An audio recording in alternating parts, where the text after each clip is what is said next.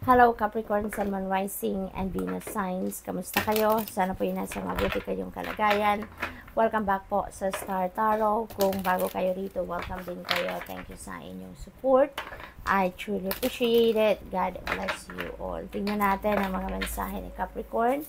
Paunang mensahe ninyo ay 10 of Water. Ayan. So, dito sa 10 of Water, no, this is a very happy family, contented and rewarding family life ang may experience ninyo dito. Masaya ang bawat isa sa pamilya kasi siguro yung mga wish ninyo for your family, maaaring natupad na. Kung ano man yung pangangailangan ng pamilya, kung ano man yung mga wants ng pamilya, maaaring nandiyan na. Kaya parang wala na kayong hahanapin pa. Masaya na ang bawat isa, no? What else? We have 10 of Earth. Wow, napakaganda. 10-10. So, this is a synchronicity right here, Capricorn. I suggest po, please look up for the meaning of angel number 10-10 for more guidance, okay? Masaya talaga ang pamilya dito, contented, no? There is satisfaction. So, siguro, yung mga wants ninyo, yung mga needs ninyo, nandiyan na experience nyo na, ini-enjoy nyo na. Kaya, happy family talaga, no? Happy family life ang meron kayo sa ngayon. Maybe also you are financially secured and stable na din, no? That you can support your family for the long term. Maaring ganun na din ang ganap dito for some of you. What else? We have 4 of Fire. This is celebratory energy. Meron ditong something na isa-celebrate kayo. Maaring yung pagiging masaya ng inyong pamilya. That is one thing na you're going to celebrate. Pagpapasalamat ninyo sa Divine Universe na meron kayong masaya, content, and fulfilled, no? At magandang relationship sa bawat isa sa loob ng inyong pamilya. There is contentment, there is peace and abundance. Talagang blessed kayo. In other words, you are so blessed, no?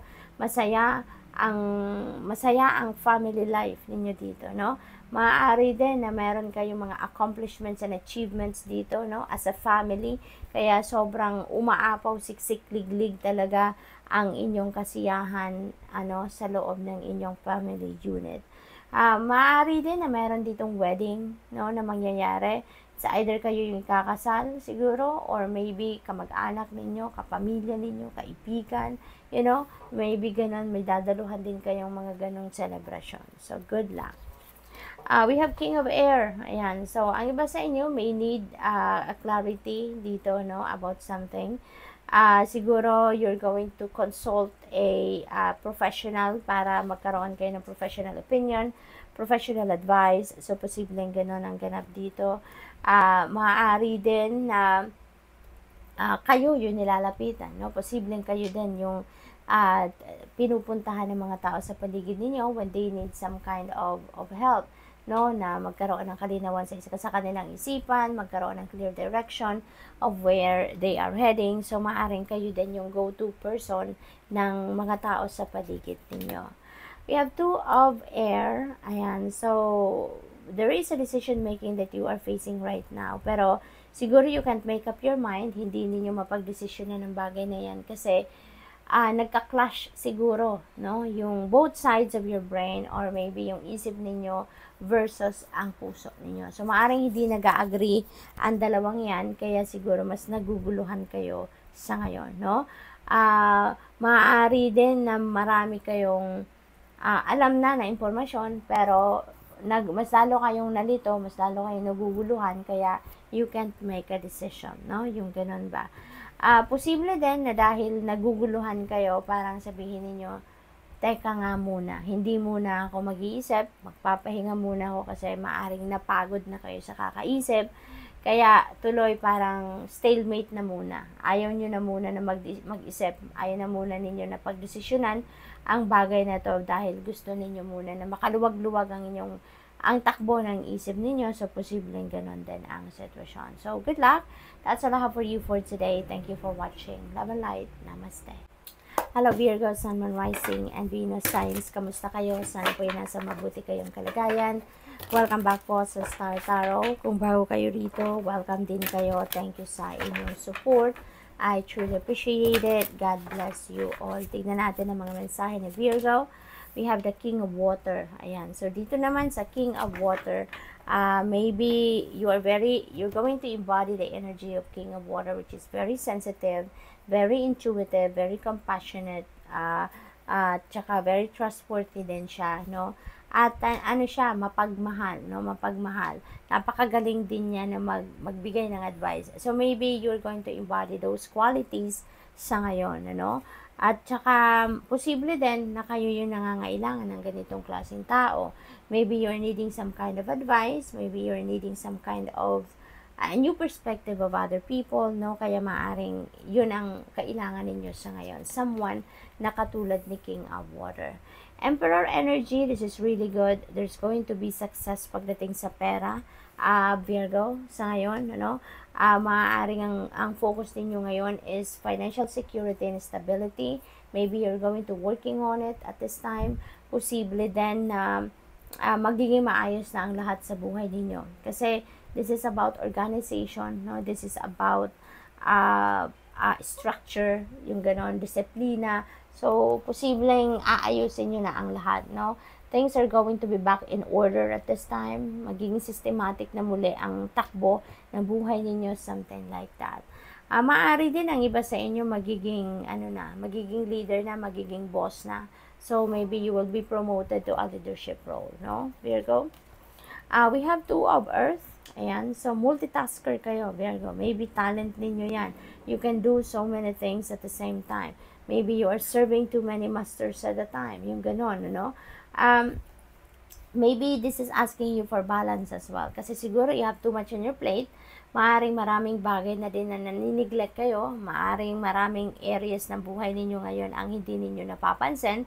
Naniniglect na ninyo. At maaring yan ang kailangan ninyong gawin ngayon, na i-balance ninyo ang lahat. Maging ayusin, no? Magkaroon kayo ng time management, yung ganon. So, posibleng ganon ang kailangan ninyong gawin sa ngayon para maging maayos, systematic ang lahat, no? 7 of Water, mayroon kayong various opportunities na nandito parating sa inyo at maaring malito kayo dito because sa dami siguro ng opportunities na maaring sabay-sabay na papasok, maaring ma-confuse kayo, no? Maaligaga kayo sa pagpipili, something like that. Kaya maaaring kailangan ninyo dito na tignan, no? Tignan ang lahat. At posible din na ito yung kailangan ninyo ng advice ng iba. Maaaring magtatanong-tanong kayo, magre-research kayo, no, about these opportunities. Kaya siguro kailangan ninyo na kumonsulta din sa ibang tao na mayroong expertise na kung ano mang opportunity ito na kumakatok sa inyo. So, posibleng gano'n, no? What else? We have Ace of Earth. This is really beautiful. Dating sa money, career, and finances. This is a time for abundance and prosperity.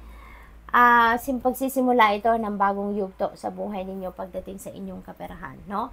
Ito na yon yung pagkakataon ninyo na mababago na ang inyong financial landscape, no, Virgo? Kaya maaaring merong mga financial opportunities or financial blessings na kakatok sa inyo sa ngayon. May mga perang parating sa inyo dito and that could come from various sources. Maaaring yan ay merong magre-regalo sa inyo ng pera, maaaring windfall yan, you never know kung saan manggagaling, basta na lang merong dadating. Posible din na meron ditong panalo, no? Maaaring mananalo kayo sa lottery or any game of chance. So, may pera, no? May perang parating. At kung ano man yung dadating na kaperahan sa inyo, that is abundance, no? That is in abundance. Sobra yan para sa kung ano lang pangangailangan ninyo. Kaya maaaring, ito na yung pagmumulan ninyo ng pera na, alam mo yun, mabago ang inyong financial landscape. Magkaroon na kayo ng savings, magkakaroon na kayo ng pagbabayad ng inyong mga utang, kung meron man, yung ganun ba, no?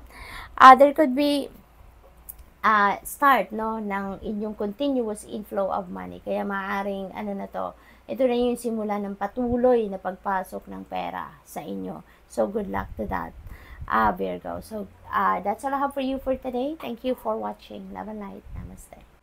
Hello, Taurus, Sun, Moon, Rising, and Venus signs. Kamusta kayo? Sana po nasa mabuti kayong kalagayan. Welcome back po sa Star Tarot. Kung bago kayo rito, welcome din kayo. Thank you sa inyong support. I truly appreciate it. God bless you all. Tingnan natin ang mga mensahe ni Taurus Two of air. Ayan. So, meron kayong decision making dito na kinakaharap pero you can't make up your mind dahil siguro hindi nag-a-agree ang isip ninyo sa nararamdaman ninyo.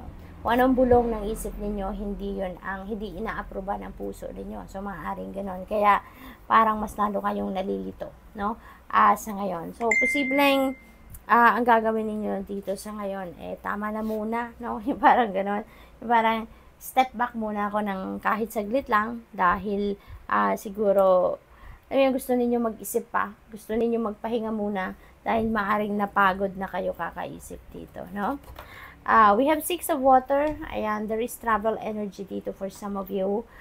Maybe ang iba sa inyo dito is coming from afar, maaring galing abroad pa kayo or other parts of the country na medyo malayo sa mga mahal niyo sa buhay.